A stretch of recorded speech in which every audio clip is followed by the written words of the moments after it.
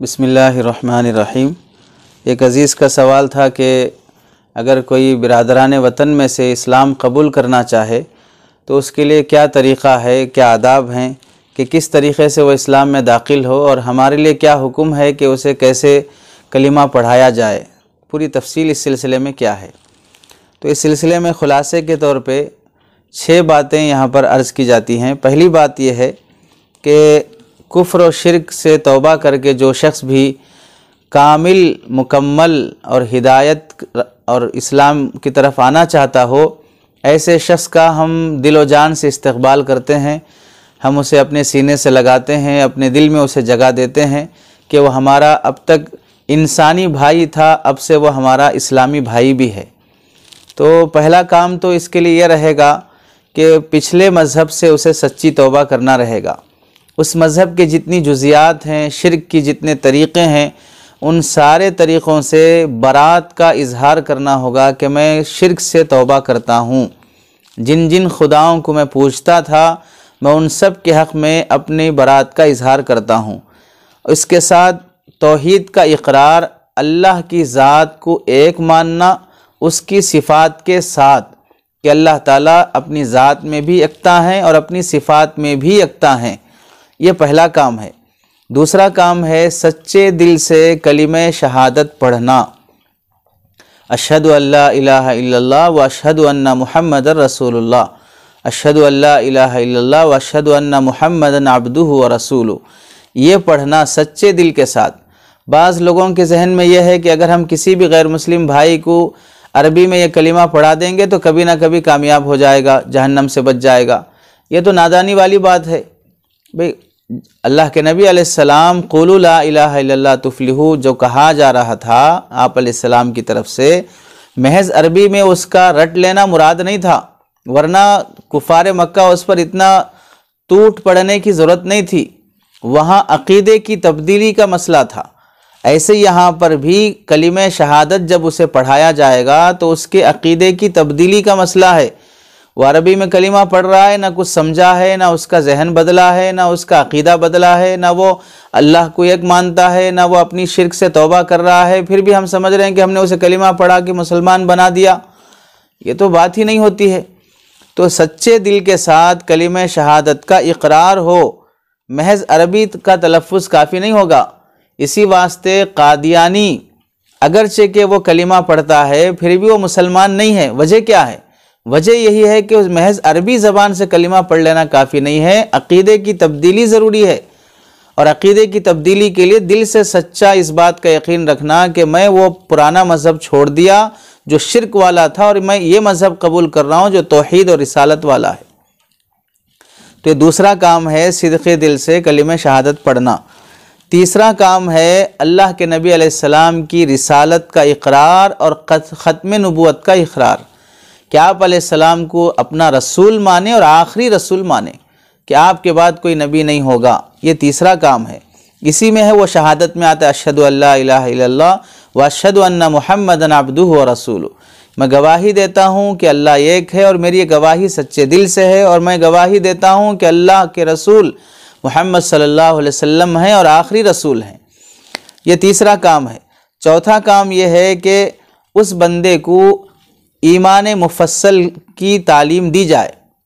अल्लाह और उसके रसूल पर ईमान लाने के बाद आमनतु बिल्लाहि व मलाइकतिहि व कुतुबिहि व रुसुलिहि वल यौमिल आखिरि वल क़द्रि खैरिहि व शर्रिहि मिनल्लाहि ताला वल बाअस बादल मौत। ये पूरी तफसील अरबी में जिस तरह है उसे उर्दू में समझाया जाए। अरकान ईमान मुफस्सल की तफसीलात उसे समझाई जाए। ये चौथा काम है। पाँचवा काम ये हुआ कि अरकान इस्लाम की उसे तालीम दी जाए कि अब कलिमा पढ़ने के बाद उस पर नमाज फ़र्ज़ है, रोज़ा फ़र्ज़ है, हज ज़कात फ़र्ज़ है, इस्तिताअत हो तो हज फ़र्ज़ है। अब इब्तिदा उससे नमाज से की जाएगी। अरकान इस्लाम की तालीम, नमाज का तरीक़ा, वज़ू का तरीक़ा, पाकी सफ़ाई के अहकाम व मसाइल ये उसे बतलाए जाएँ। इसके बाद यह है कि आदमी जब इस्लाम कबूल करना चाहे तो गुस्ल करना उसके लिए ज़रूरी नहीं है।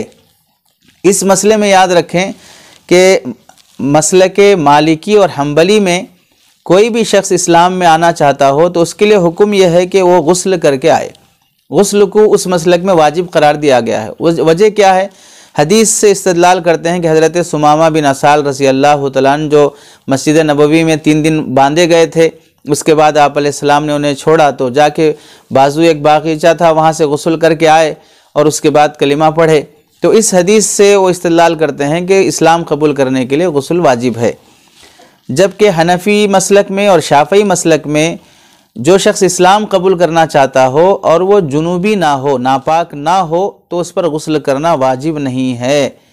वो पहले से नहाया हुआ है तो फिर बस उसके लिए अफजल और बेहतर ये है, पाकीज़ा मज़हब में आ रहा है तो पाक होने की हालत में आए, बस इसलिए गुस्ल को मुस्तहब कहते हैं। और अगर वह जुनूबी है, पहले से नापाक है, तो भी यही हुक्म है कि वह कलिमा पढ़ के इस्लाम कबूल कर ले, उसके बाद उस पर गुस्ल वाजिब हो ही जाता है जनाबत की वजह से। अब उसे पाक होना पड़ेगा, गुस्ल करना पड़ेगा। तो अहनाफ के मसलक में कलिमा पढ़ने के लिए, इस्लाम कबूल करने के लिए गुस्ल वाजिब नहीं है, अफजल और मुस्तहब है।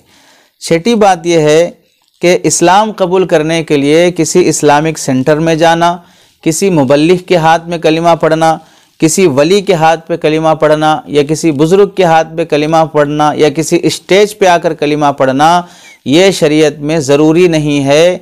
कोई भी शख्स इस्लाम कबूल करना चाहता हो, उसे इंतज़ार कराया जाए कि भाई फ़लाँ टाइम पे हमारे बुज़ुर्ग आएंगे, आप उनके हाथ पे कलिमा पढ़िए।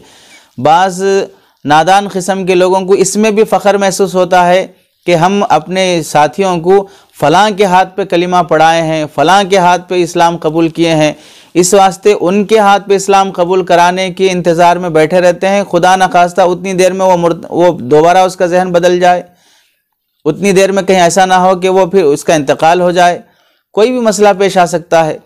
तो इस्लाम कबूल कराने में देरी नहीं करनी चाहिए, किसी का इंतज़ार नहीं कराना चाहिए कि आप फ़लाँ मौलाना के पास चले। कोई भी साथी होना तो ये चाहिए कि हम आगे बढ़ के उन्हें अपने इस मज़हब की दावत दें जिसे हम कामयाब मज़हब समझते हैं, जिस पर हम चलते हैं।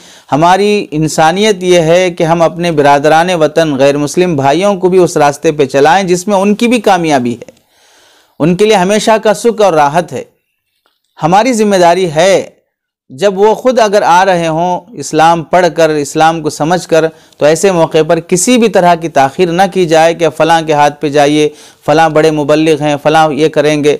हाँ, दूसरी सूरत ये होती है, आप जैसे ही वो शौक़ ज़ाहिर करे अपनी खुशी से, आप उसे कलिमा पढ़ा दीजिए, ये बातें जो बताई गई उसे समझा दीजिए। उसके बाद फिर चूँकि इस्लाम कबूल करने के बाद इस सेकुलर मुल्क में सर्टिफ़िकेट की ज़रूरत पड़ती है, आईडी की ज़रूरत पड़ती है। जबरन नहीं इस्लाम कबूल किया है, अपनी मर्ज़ी से कबूल किया है, उसके बाद के मराहिल के लिए आपको किसी इस्लामिक सेंटर से रुजू करना पड़ता है।